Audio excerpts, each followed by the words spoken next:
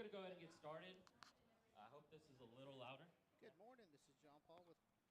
So I know y'all just got y'all's food. I know it's 12:12 or 12:13 already, and I know y'all got with KNEL to get back to work TV, as well as us. So we're going to go ahead and get started. bringing So you again, thank you all for coming out. the Brady I McCullough hope County you enjoyed Chamber the of meal. Commerce And second Michaela's quarterly from the Haven's going to come up and speak.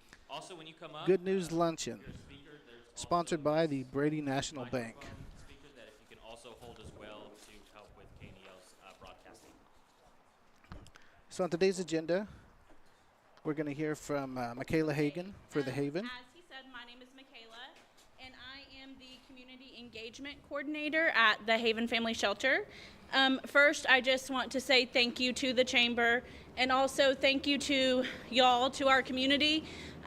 We have really seen a lot of support lately, and we really appreciate it. It means so much, and it does make a difference. So the past quarter has been very busy for the Haven. That's why I have all of our notes here, because we've been doing a lot. So taking it all the way back to February, February was Teen Dating Violence Awareness Month. So we were able to get into the schools here in Brady. We also made it out to Rochelle just to talk to the kids, kind of educate them on what teen dating violence is, what to look for, those things. We also were able to do a t-shirt decorating contest kind of for the kids, which was something new and something fun for them. So we continue to stay active in the surrounding counties as well that we serve. In Menard, we just had Coffee with a Cop there at the end of March, and we will also be having that here. April has been pretty meaningful for us. We kind of kicked it off with our Turn the Heart Teal event down on the courthouse lawn, and we were able to have some of the community members out there. We hope that that grows. We did Turn the Heart Teal, which is kind of a play on the statewide Turn Texas Teal initiative for sexual assault awareness. And we were able to have our mayor out there with us. He signed our sexual assault proclamation. So that was great to have, and we hope that in the years to come that it just kind of grows and more people will come out. But if y'all see the teal lights on the gazebo on the courthouse lawn, that's what it's about. So next, we hosted our volunteer appreciation lunch just last week. That is just giving a thanks to our board members and to all of our volunteers, because we truly could not do it without our board and without all of the volunteers. So we really appreciate that. So we've also had some really exciting growth within our team. We are now, instead of a team of 6, a team of 11. So that also includes 2 advocates that we have in San Angelo. So we were able to open up a San Angelo office, and we have 2 advocates there providing sexual assault services to Tom Green County. So we were actually just on a radio show there on Monday. The name of it is Dialogue, and it will be airing on Sunday morning. So that's kind of exciting. We hope to get our name out in San Angelo and just be able to serve those that may need us there. Let's see, what else do I have? So coming up, looking forward, we have our Coffee with a Cop here in Brady. Initially, we wanted to kind of shake that up and do that on the courthouse lawn as well, but that is going to be tomorrow morning, and we're calling for rain. So we have moved that to Brady National Bank Community Room instead. That's a time just for our community members to be able to meet with local law enforcement, build those relationships, and just feel comfortable reporting if that is ever a need. So there's no set agenda, there's no schedule, it's just open communication, community members being able to talk to our local law enforcement. Later on this month, we will have Denim Day, which there's flyers on your table for Denim Day and Coffee with a Cop.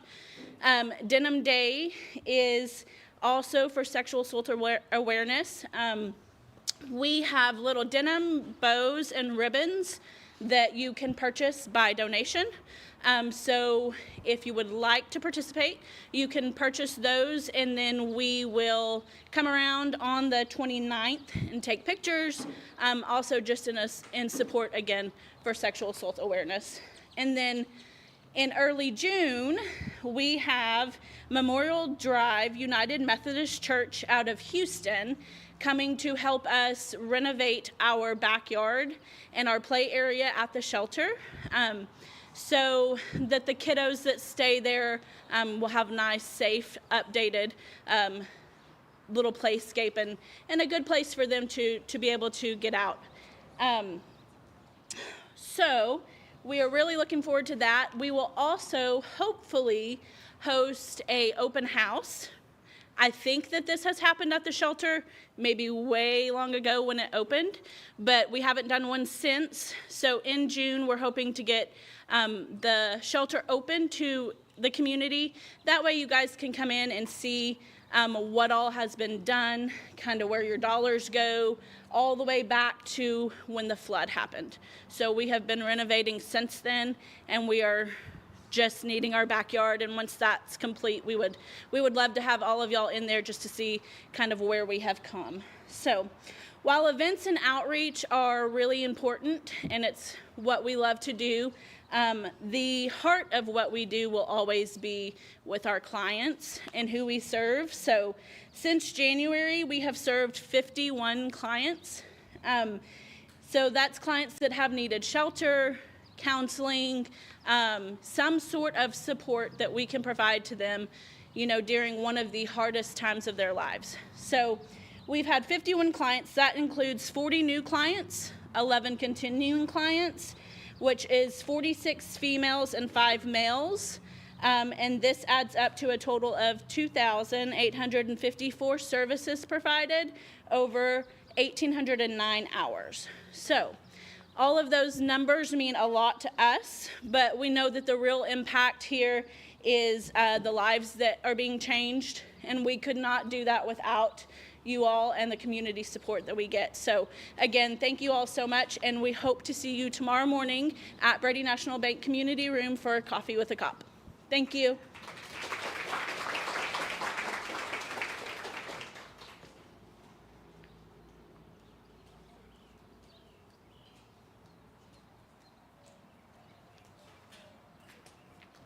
So just hold both. Yes. Okay. Nope. Thank you.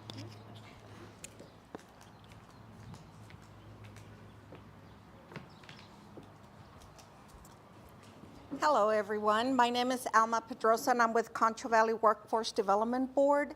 And what we do at the at the board, we oversee the workforce. And so I wanted to go over some things that we can help not only employers, but also customers. For the employers, we can post a job. If you have an opening, you want to post it. We cover Brady. We cover 13 counties, and Brady's one of them. So we can post a job for you. We can do a job fair for you. I know we were here not too long ago with the news store. And we can come to you. You can come to us. We will help you with whatever we can. We also offer virtual job fairs where you don't have to be there in person. So that's available as well. We offer Work in Texas. That's our website, where you as an employer can go in and search for new employees. And we also have customers that will sign up and work in Texas, and that's how we match the employer with the customer. We also screen resumes. If you don't have time to look over resumes, we can do that for you as well. Testing. If you think, okay, this person says they can type 100 words a minute, we can test them and make sure that that's correct. Labor market information. A lot of times, a company will say, well, Why am I losing everyone? Why are they leaving? Well, we can provide you labor market information, which will tell you for this particular job, this is how much you're supposed to be paying. So sometimes that will help. We also offer for employers, we offer the WOTC, which is Work Opportunity Tax Credit.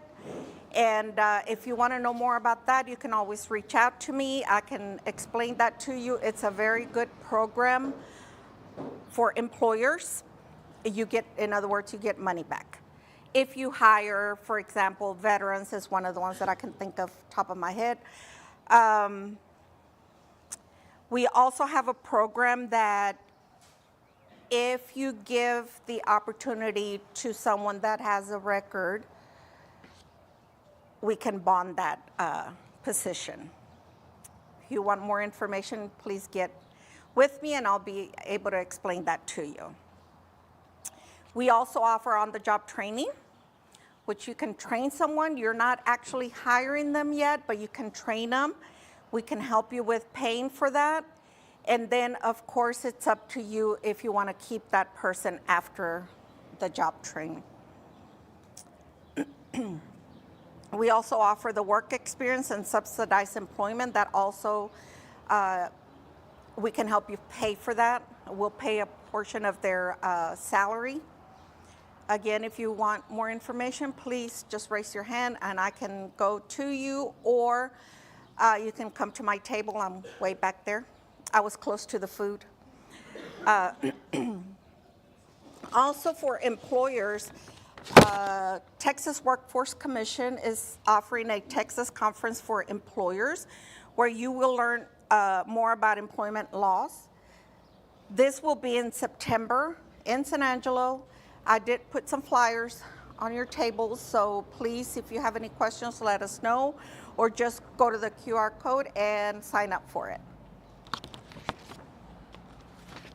Now for the customers. For the customers, we also assist with registering and work in Texas. We have a resource room at Workforce Solutions where we have staff. That way when the customer goes in, if they need any help with anything, the staff will be able to assist them. A lot of people, well, what do I do with the computer? Especially elderlies like me. So they're there to help them. If they want to apply for a job but they don't know how to get to that website, they will be able to help them. Resume writing, we help with that as well. A lot of times, people that has been working for this company for 30, 40 years, back then you didn't need a resume. You would just go in and apply and you're hired. Well, now, you have the resume, the first interview, second interview. So we help them with that. And that was my next one, mock interviews. We do help with that by appointment only. And then we also have the training department, which is the department that will work with colleges around. We have Howard, we have ASU, we work with, who else do we work with? I can't think of the other one. But if you lose your job, especially if you were laid off, you will automatically, more than likely, qualify for training. So let's say that you worked as a secretary, now you're interested in nursing, we might be able to help you with that. Okay, of course, you have to qualify, you do have to apply and qualify for it. But contact us, let us know, and if you have a relative, I think everybody here is a business, but if you have relatives that are looking for training, we can assist them with that, okay? At Workforce Solutions, we also offer the child care. So again, you would have to apply and hopefully qualify for that, and we can help you with paying for child care, because I know that's a barrier sometimes for families that, I know daycare is so high right now. I'm glad I didn't have to go through that, but we understand, so we offer that as well. Thank you so much. Y'all have a good day.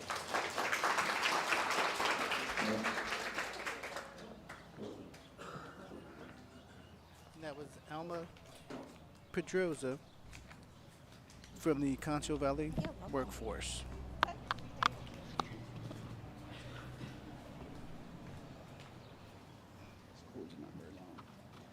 All right, everybody. I'm David Bernard. I know probably most of y'all in here.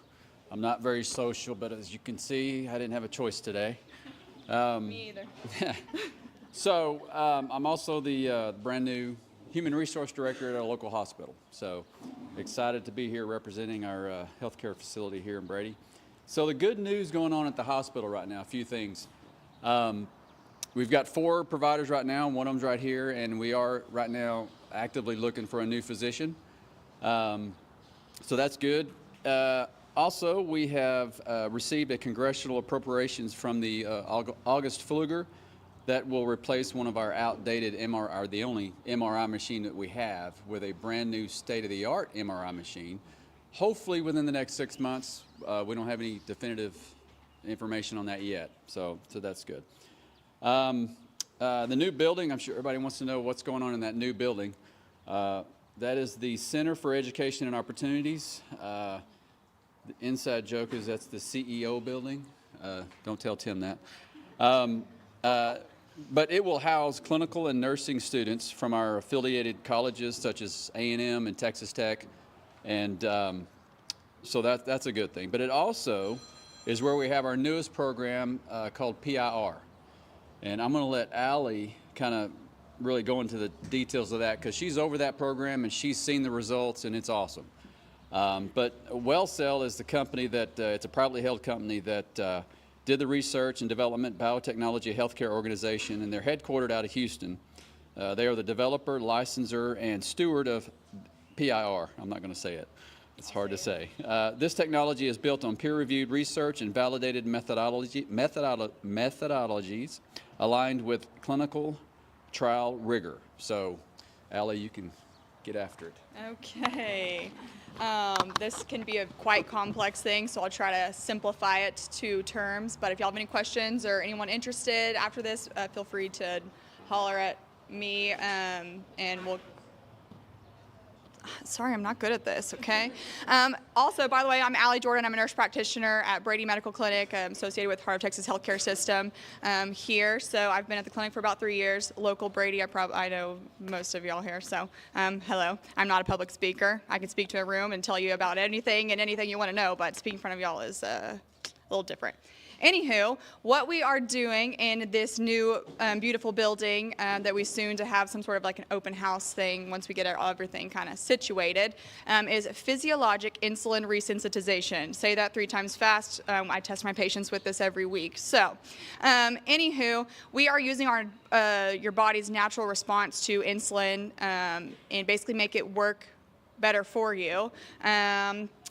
So we're using it as a hormone rather than the drug that you see, that we have been using it for type 2 diabetes. So when we're looking at the what we are helping is type 2 diabetics, those insulin resistant, those with metabolic syndrome, have had really good results. We've been at this for a little over 3 months now, have about 20-something patients. I know it may not sound like that much, but it actually is a really good amount. We have a pretty good list for it too. We're building up our program, so we're only limited to about 8 chairs in time because I'm still doing this program. If you have heard me out and around the community, Allie's in the hospital 2 days a week now. Well, it's because I'm running this 2 days a week. I'm still seeing clinic patients as well, so it's just a balance between the two, and we're trying to get that across the board to flow a little bit easier. So, anywho, with that, we have 8 chairs. We're working to build that up to 12, 20, and keep it going. So, other things that the progress we're seeing with these is neuropathy symptoms are improving, which is amazing. Burning, tingling of the feet and hands for those non-medical people. If your relative is just complaining of, hand pain or foot pain, it's probably neuropathy, especially if they have type 2 diabetes. And we've seen improvement with that, which is amazing. Most of these patients are on pretty significant medications for the pain, and to see improvement is very rewarding, and our patients are loving it. Blood pressure improvements. I've had patients come off of some of their blood pressure medications. Again, it is wild, but when we look at the science of it all, we're looking at how we are correcting metabolic states from a cellular level. So pretty fascinating with the science behind this technology that they have created. Wound healing, I've had seen great results with wound healing myself. I've seen great pictures of other clinics having great progress with wound healings, especially like diabetic foot wounds and things like that. So if you know of anybody that needs help, most of these people have been going through this wound care for a long time, and it is hard on those diabetics to see improvement. So that's another miraculous goal or outcome that we've seen. Renal function, those with chronic kidney disease, if y'all have heard of that, kidneys aren't working as well as they should be. These are other good improvements that we're seeing. And yeah, we're starting, hopefully, FDA trial. There is one over chronic kidney disease going on actively in Arizona, but they're starting one here in Texas, hopefully over the next few months, and we'll luckily be a part of that. So excited for that as well. Very good, very good. Okay. And we're going to leave some handouts at the back for more information if y'all are interested. So. Tina. Okay. Very good. Thanks, David.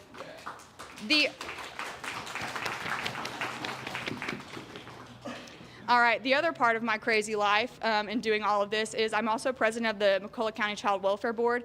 Tina Keys is here with me.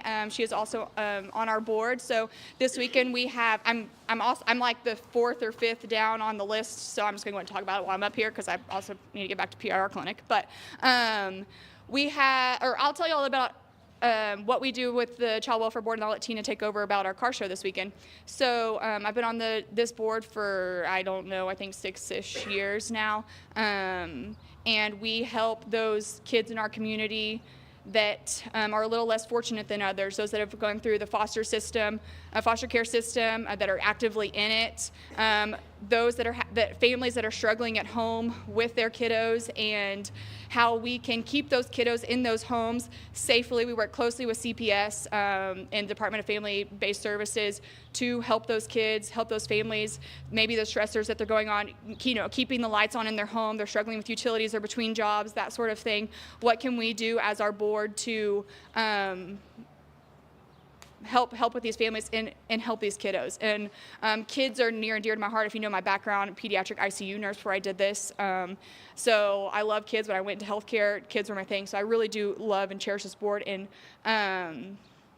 I don't know why I'm getting emotional. I do this when I public speak, so I'll stop. But we have seen, we've been able to really help a lot of kids, and we've grown so much with this board because of the people of the community just giving generous amounts to us and playing a part of car show and everything in between. And so we're just very thankful to have this board going.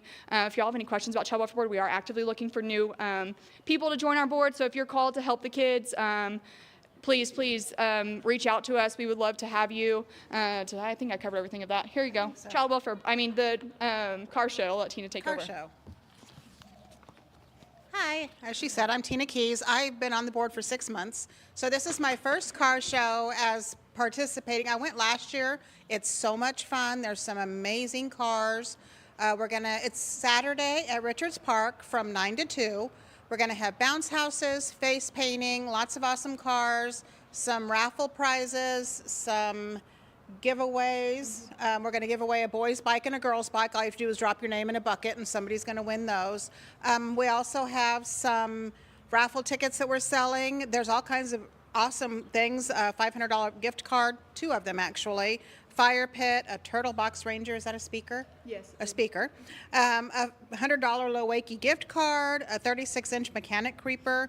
Tickets are $5 each or 5 for $20, so we have some of those. This is the only fundraiser, right, that the Child Welfare Board has, so it's a big deal. We get out there, we have a good time, we try to raise some money, and we'd love to see you all there. Did I miss anything? All the activities for kids are free, so bring your kids, bring your relatives, and we try to do what we can for the kids. So I think that's about it. Okay. Good job. Yay. Who's next?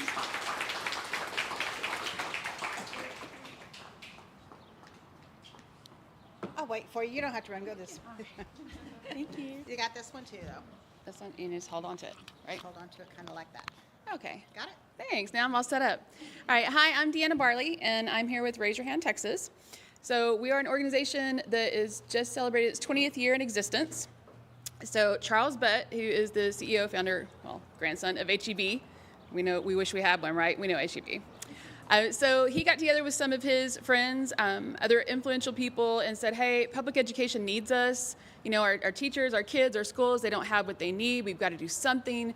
We've got to get kids prepared to move into the workforce in whatever way that happens for them when they get out of high school. We got to do something. And so they formed Raise Your Hand Texas. And Charles Butt privately funds us. He is our only funder. So we don't owe anybody, right? We're nonprofit and we are nonpartisan, so we don't pick sides. Our job is to go across Texas in our areas and make sure that everybody knows this is what's happening in the legislature regarding public education. This is what you need to know. This is how it affects your schools, your communities, and this is what you can do about it. Okay? So it's just learning how to use your voice in whatever way you feel comfortable with. For some people, that's just telling a friend. For other people, it's sending a text message or becoming part of a call to action or sending emails or meeting with state representatives and their district directors and all these people who can be involved and help us use our voice to make it further to get what we need for our public schools.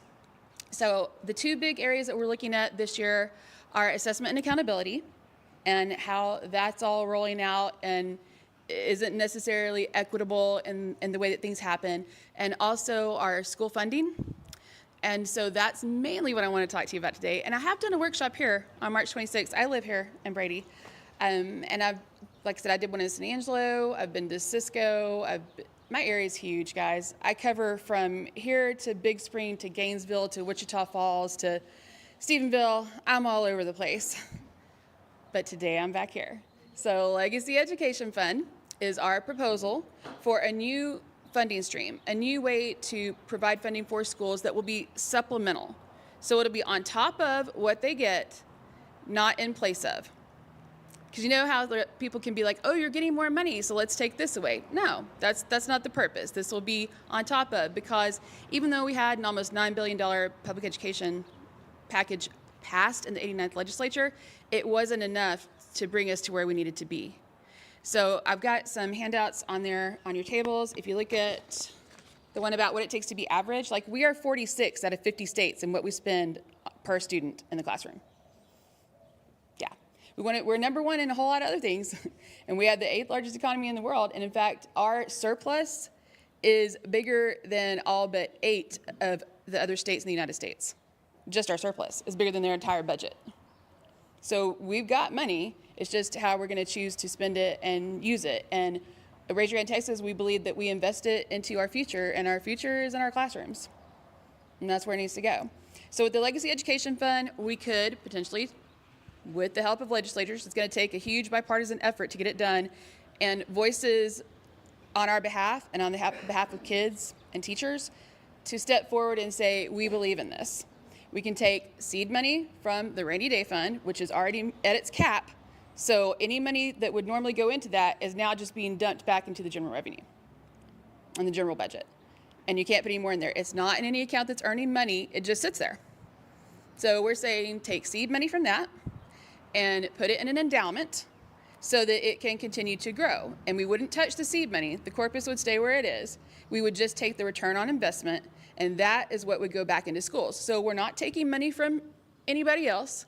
Nobody's taxes are being raised. Nobody's losing out on anything. We're just taking money that's sitting there, hopefully, and putting it to better use for our kids. So you've got your Legacy Education handout on there as well that explains more about that and has, for all you super analytical people who like numbers, they're on there for you. Right? And we are looking for clergy and locally elected officials and business owners especially to step up and say, I believe in this, I want to support this, and it's just, you become a signature supporter.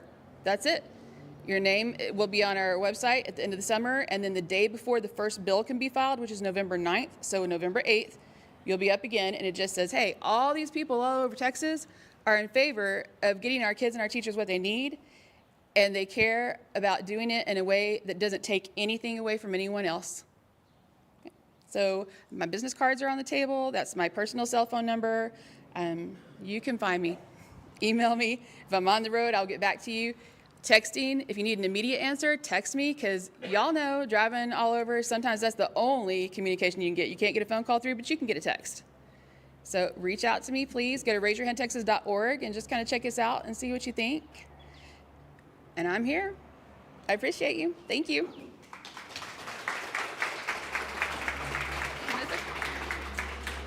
Are you taking the big step or the little steps? Thank you.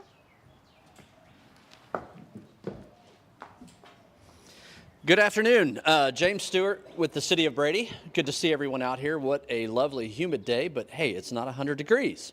So I am loving that. So there is a lot of good news in our community. I see it every day. No matter where I go, I can see it. And yeah, you can also find the negatives as well, but I like trying to find the positives. But one of the biggest things, and I don't know if people saw it in the paper, on social media, but the city of Brady for a very long time has had a big black cloud over it for the drinking water, thanks to some EPA regulations in radium 226 and 228. And unbeknownst to most people, the water's been really, really good for more than a year as by the testing standards. We've been passing the standards that were required by the EPA. We've been passing those standards for more than a year. We just hadn't had the official certification. You have to pass it for more than a year, have complete, accurate tests under the limits for more than a year in order to get out from under that enforcement action. We finally got that letter from the EPA and from the state, and I know the newspaper did a big front page article about it, just the significance of that. It's a $20-something million project. Much of that was financed through the Texas Water Development Board at a 0% interest rate. The fact that we finished this project, Lisa McElrath, our finance director, she's been here 28 years, and I think she was telling me it was 16 years in the making, that it really took from start to finish. But the significance of that is our drinking water is better than most people will ever realize.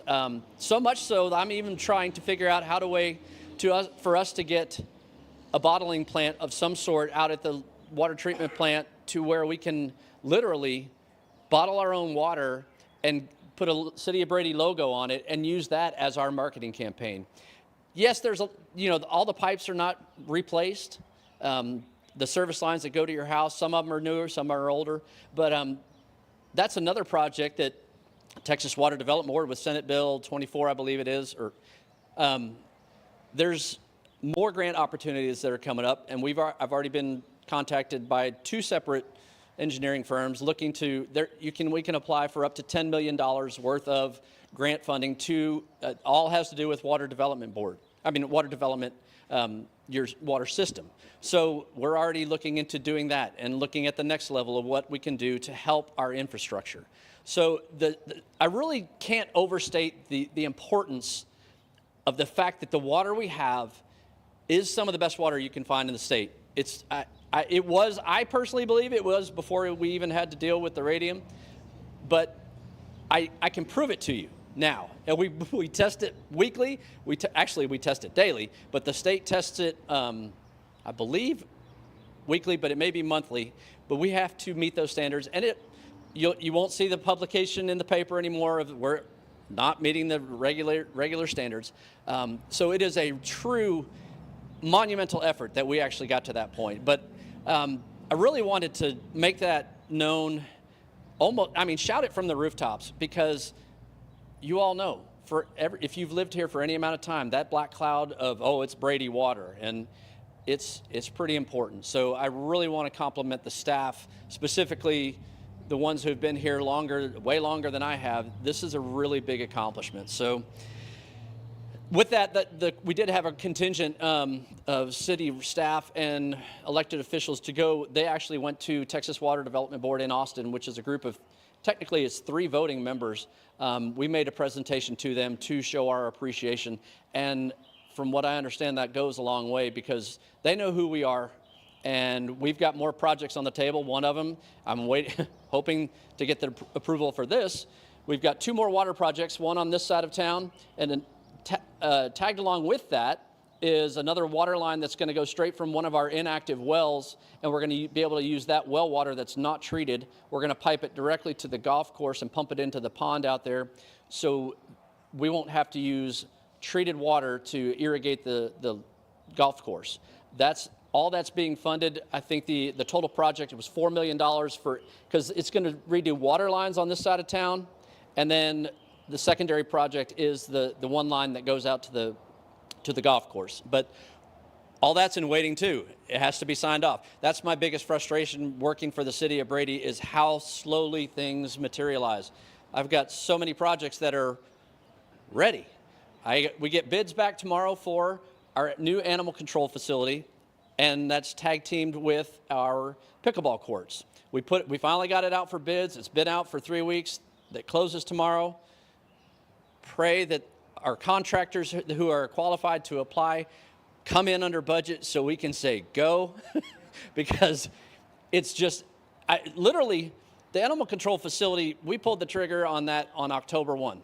I legitimately on October when our budget started, when the council said go, I talked to the architects on October 1, and it's taken that long of me hounding and trying to get and you have to follow through all the hoops, and with the engineering and the design, it just takes that long. So I'm sorry that I don't have tangible evidence of everything that's going on, but it's coming, I promise. So let's see, what else? If you've driven down Blackburn Street, we finally opened up. We went ahead, we kicked FEMA to the curb. Waiting on FEMA for anything, we just got frustrated, and we just took it upon ourselves to go ahead and repair that low water crossing. I apologize that it took so long. It finally got to the point where we literally said, we're just wasting our time hoping to get something from FEMA. Maybe they'll reimburse us for what it costs, but that's at least something. And streets, yep, that's the number one topic of everybody wants to see is what can we do better for streets? Right now, we're just going to be patching potholes. We've got I call it the one-armed bandit. If you've seen it, it's literally a one-person vehicle that pulls up to a pothole, blows it out. It has a joystick-operated boom arm. It blows it out, puts emulsion down in it, puts material in it, and then they run over it and go on down the road. It's not perfect, but it sure is effective. It really is amazing how quickly they can hit potholes here and there. And it's a Band-Aid on an overall problem, but we're addressing that. My city crews are getting ready to do a couple of test strips for street repair. We're going to start, we've got one on the north side we're going to do. We got 2 on the south side we're going to do. Short little trips, kind of like pilot studies to make sure they know what they're doing. We're doing it properly. We're not trying to bite off too much at one time. We're also picking from the bottom we had a vibration study for our streets several years ago. Basically, it tells us which streets are worse with data. So we're picking from the bottom of the list along with which streets don't have utilities right in the middle of them. So we're starting. We're working with what we've got. We're working within our budget, and that way we're starting the budget process, which City Hall folks know it's already underway. And we have to have that. May is when we really get into our budget cycle, and we've got that list lined out. Something else that is exciting, it's exciting to me. TCEQ has never really been a name that I really like to deal with, but since I've been at City Hall in the last year, they've actually become one of my favorite entities to deal with because they have new people who have an open mind, and as long as you're doing what you're supposed to do, they want to help you. Well, I have procured a permit by rule is what it's called, but we've taken 20 acres of the new lot that we purchased for the landfill, and I'm going to be able to use that area to dig pits in which debris from either abandoned buildings or buildings that have been deemed a public nuisance through the court system, we'll be able to put that demolished material into those pits without affecting our landfill.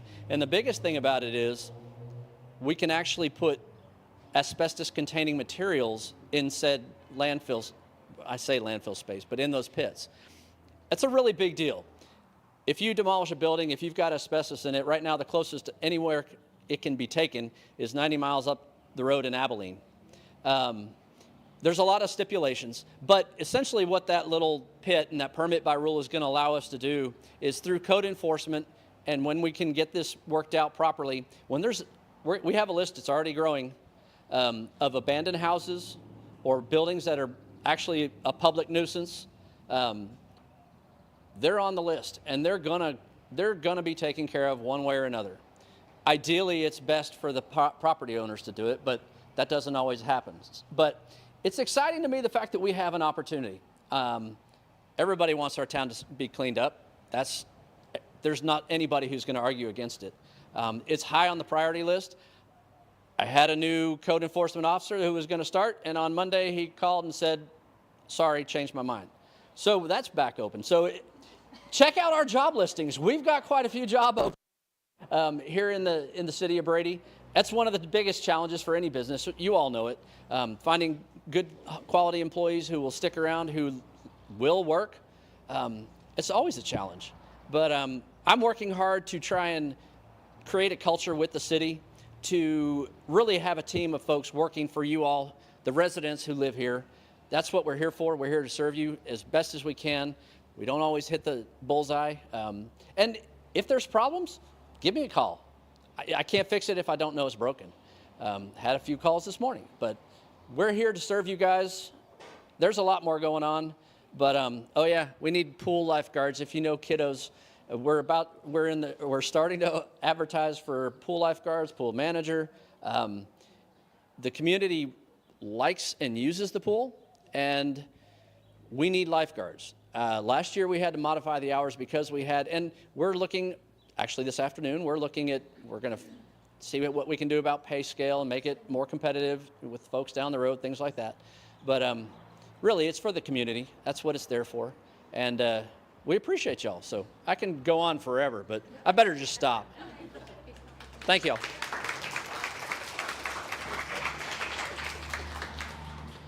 Thank you to all the speakers. If you take a look around town and drive down Bridge Street, you're going to see lots of new businesses. You're seeing lots of people take pride into this town, and there's been a big shift, and I've been saying that for the last year, and James has been saying it. I mean, there's a big shift happening in this town, and it's for the better, and it starts with city manager, starts with city council members, chamber board directors. I mean, it takes a community to redo a town, and it is coming, and so we do appreciate all of y'all who have taken the time to not only invest back into things like this that help you stay connected, but also see the impact that these people are doing in this town, but also into your business and into the town that's making it better. So I really, really appreciate that.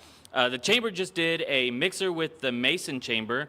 We did a partner at Peters Prairie Vineyard. It was a huge success, and so we're hoping to work with Menard, hopefully here in the future, to put something on over there and then have all those people come to Brady as well. And so lots of ways to connect, both with individuals here in town, but also in Mason, Menards, and Saba, different things that we're all working together. So that's really good.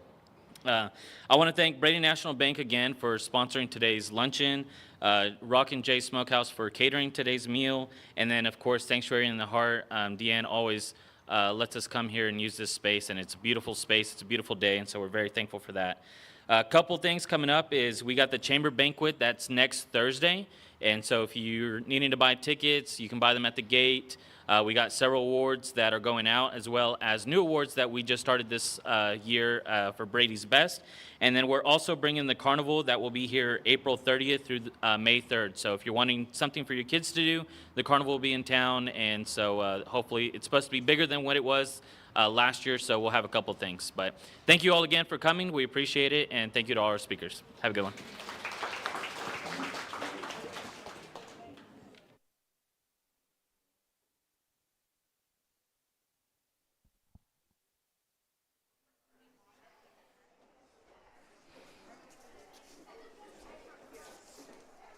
Coach, just a quick recap